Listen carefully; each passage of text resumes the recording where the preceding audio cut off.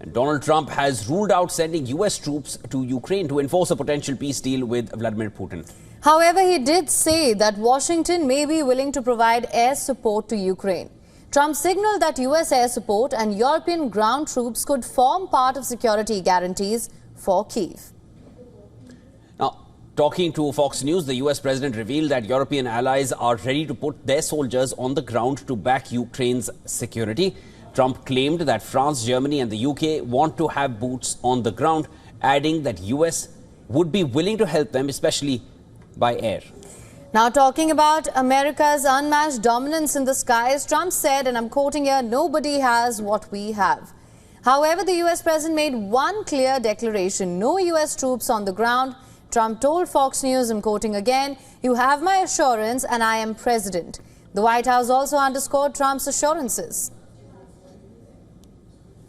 You made clear no U.S. boots on the ground. Is the president considering U.S. boots in the air as a form of a security guarantee? Look, that was something the president mentioned on his interview this morning. It is an option and a possibility. I won't certainly rule out anything as far as military options that the president has at his disposal. I'll let him do that. I can tell you he's definitively ruled out boots on the ground. Top U.S. and European military officers met in Washington as per an American defense official. Top U.S. military officer General Dan Kane held talks with European military chiefs to discuss the best options for a potential Ukraine peace deal. Kane is also expected to take part in a virtual meeting of the military chiefs from NATO's 32 member countries later.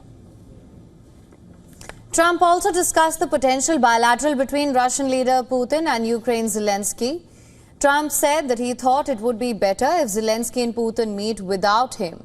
He then added that if necessary, he would go later and probably be able to get the deal closed.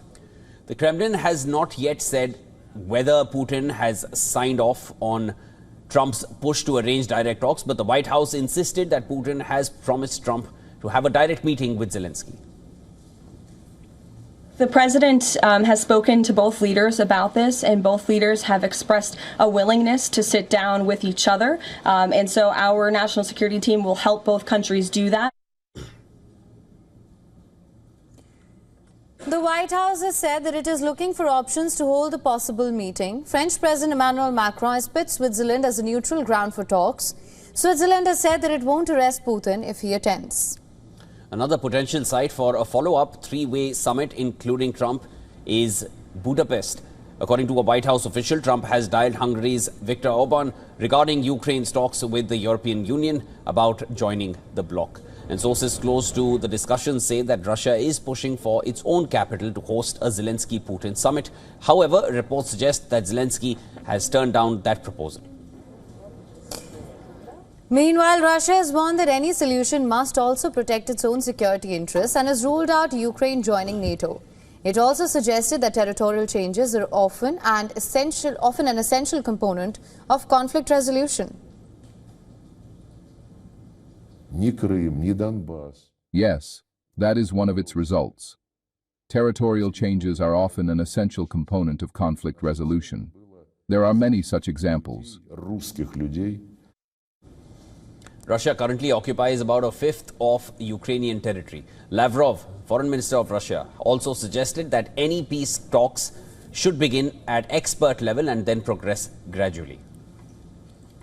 For more on this, a correspondent Susan Tehrani has sent us this report. Listen to this.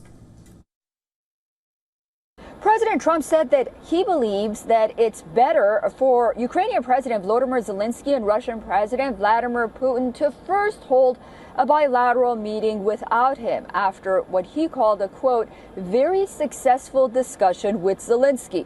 Trump added during a Tuesday night interview that he could step in later to, quote, get it closed if needed. The White House confirmed plans for a Zelensky-Putin meeting are underway, while the Kremlin stopped short of ruling it out. On security, President Trump ruled out sending U.S. ground troops to Ukraine, but said that Washington is prepared to back a European reassurance force with air power, intelligence, as well as logistics.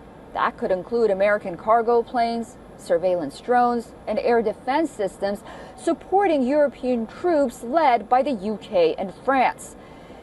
These negotiations highlight a central question: where Europe ends and Russia begins, a centuries-old fault line now being tested in the search for peace.